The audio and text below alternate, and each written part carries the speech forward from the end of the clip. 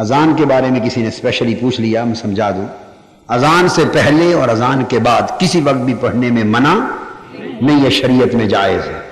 کسی وقت بھی پڑھنے میں منع نہیں۔ مگر اب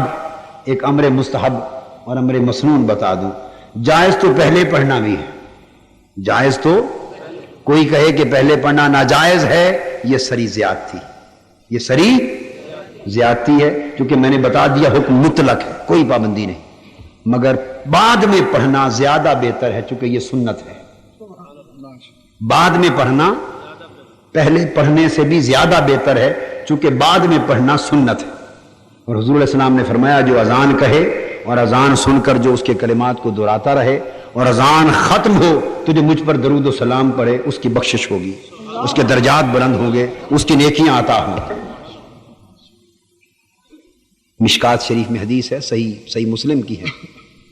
حدیث صحاح ستہ کی ہے، تو اذان کے بعد حضور پر صلاۃ پڑھنا حکم ہے، اذان کے بعد صلاۃ پڑھنا حکم ہے حدیث پاک میں، تو اس لیے یہ زیادہ افضل ہے۔ تو بہتر ہے وہ کام جو مباح اور جائز ہو وہ تو جائز ہوتا ہی ہے، مگر اس کے مقابلے میں افضل اور مسنون کام کو کیا جائے تو زیادہ اجر ہے۔